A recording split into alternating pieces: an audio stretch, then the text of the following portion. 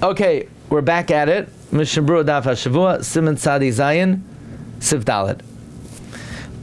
Im Nishma Talisa Mimakaymai, Yachal Amashnash Bay Ulachzirai. You're middle of davening Shemone Esrei, and you're wailing, you're flaying, you're moving it around, you're giving it all you got. You wound yourself up for at least 200 shekels for the Shemone Esrei, and now the Talis slips off, or Stam it slipped off, because you did not buy the extra feature of a non-slip Talis. Yachal Amashnash Bay Ulachzirai. You could position it and put it back. But if the whole thing fell down, you cannot put it back on during Shemone Esrei because it's a hefsek. Unless we'll see the guy's so distracted that he cannot daven without the talis because he thinks that everybody's watching him. Even if Roy fell off, we don't say Rubai Kakulai. Likewise, there are shubrings from the Aruch HaShulchan. If the tefillin a sort of loosen and they're not well wrapped, you could strengthen them because it's not such a hefsek. Kulai, but if the whole thing falls off, afilam nishadam yad, even if it fell into your hand, no, you can't put it back on. Ho'atifa have a hefsek. So what if I want to put it on without making an atifa? Not sure. Maybe because you have to do an atifa. Okay, maybe I'll do the atifa after davening. If you went ahead and you violated this halacha and you were ma'atif with the talis, you don't have to start in the Shemone Esrei at the beginning of the bracha, ela goimer hatfilah v'hoilech. But rather, you could finish the tefillah. Uksheyigmar tfilasai, when you complete the tefillah, yemashmesh bay, you should fill it around v'yivarich. In other words, when the whole talis falls off,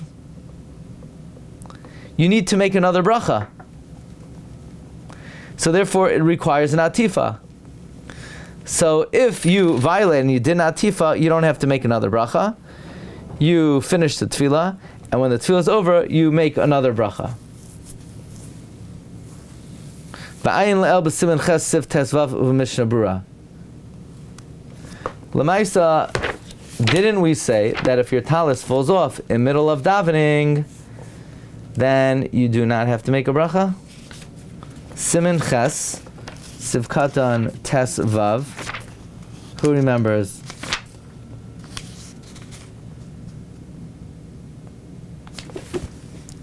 Simen ches, siv katan. Oh, sif tes vav, not sif katan. We talked about that it had to be a long hefsek, and we had the conversation about Yom Kippur afternoon. Yeah.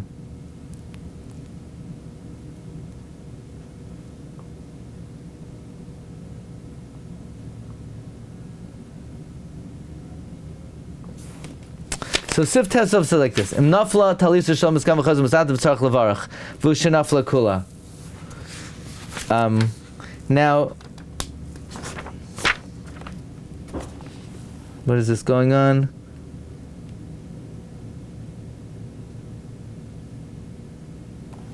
There's a difference if you took it off. V'afilu ma'id paskin the behesa talis al das al sira ein tzarich levarach. But Zagar Yosef, Nafal B'loy Das, Azal Himself, Afilu Nishal of Talis Kadlai Mahani, Tzarech Levarach, Afilu Im Loiv Shamiyad, Vim Nafal Menam Tzfil Shemone Esrei. Oh, yeah. Avi Shavru.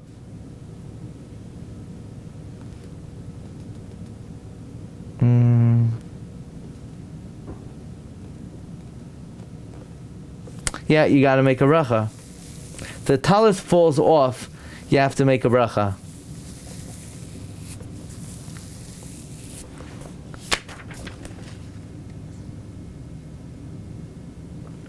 The question was, if you took it off, then, and you had in mind to put it on, you don't have to make a bracha. And in the middle of davening, we say,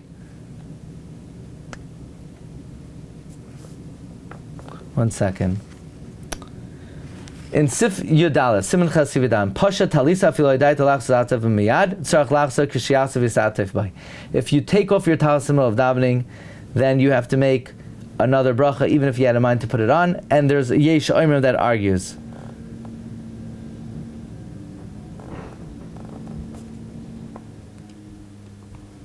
But if it falls off,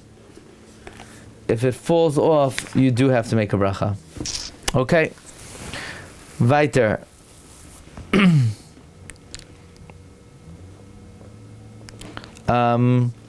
We are up to Sivkatan.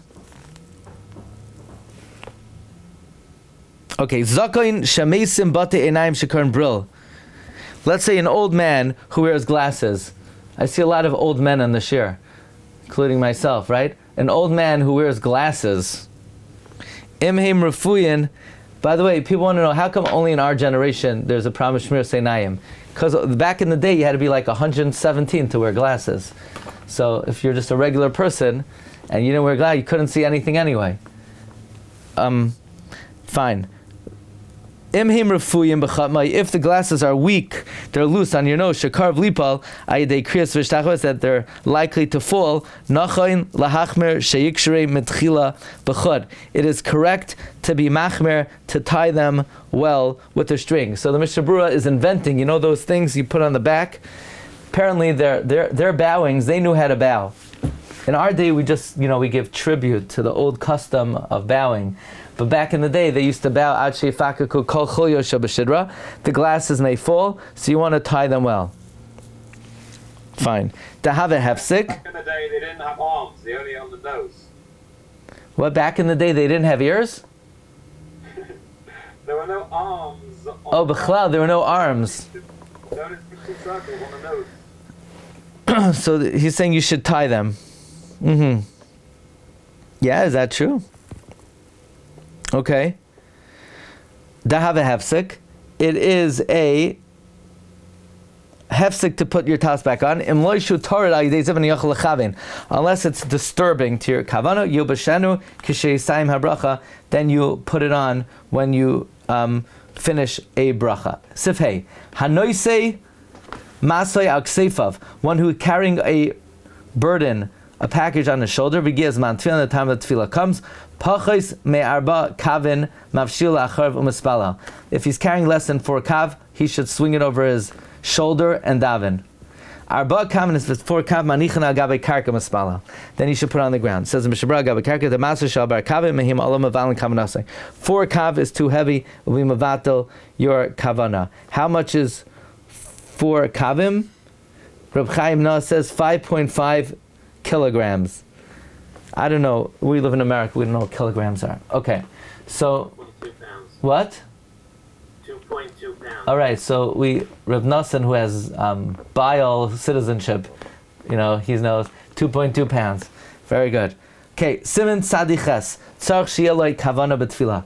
You need to be mechavin in your tefillah. Says the Mechaber, Hamispalel tzarch sheyechavin b'liboy perush hamilos shamoitzi b'svasav. When you daven, you need to have intent in your heart, the meaning of the words that you emit. V'yachshav, you should think, ki'ilu shchina kenegdai, that the shchina is opposite you. V'yaser kol ha'machshavos hatardos, you should remove all distracting thoughts. Oisai ad shetishar machshavtoi v'kavanasai zaka b'tfilasai, until your thoughts and kavana are pure. V'yachshav, you should think, ki'ilu ha'imedaber lefnei melech basar v'dam, he should think, not ki'ilu, we should have to change the girsa. Ilu if he would be speaking to a king of flesh and blood, he would arrange his words and be very intent all the more so before the king of all kings, HaKadosh Baruch Hu. He probes all thoughts. This is what the pious and the men of action would do. They would go into seclusion and have kavana in their tefillah. Ad shahayu magiyam lehispashtos hagashmios, until they reach the level of complete removal of any physicality, ulhisgabros koyach hasichli, and the dominance of the intellect. Ad shahayu magiyam karov lamalas hanavua, until they would reach almost the level of prophecy. If another thought comes during davening, yishtaik, pause, until that thought ceases.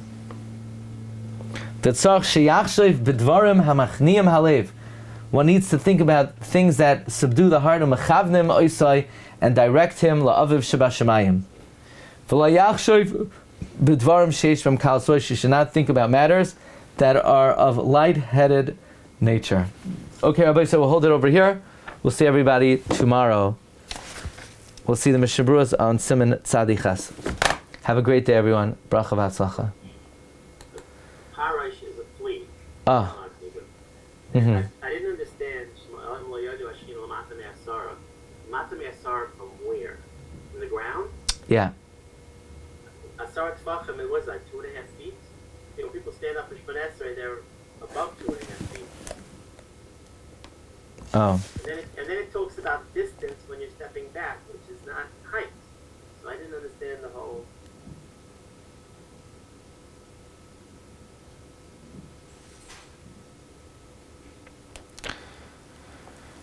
So if it's 10 tfachim, you're saying a person's taller than 10 tfachim. But I think the pshat is that lo yardar shchina lamata me'asara, it doesn't go beneath 10, but it doesn't mean it's hanging out at this. The shchina is where? Right where the 10 begins. The shchina is b'shamayim. It doesn't, and that's where it is. It's lamala. Kol kach, that it will never even go below 10, but it's primarily up above. Now, when you take this 10 step, when you take the steps back, your kavana is to the shechina above. So now, Is it because the spit lands on the floor? what? The spit lands on the floor, which is below 10. You're saying that's why to spit on the floor because it lands below 10? I'm just suggesting. I'm also the same problem Rabbi Machon has. I'm not sure. I'm suggesting. I mean, the 10 tefachim is from the floor. We know that from many different halachas, from Chanukah, from Sukkah. It's not lamala, it's not me'asara from above a person's head. Right.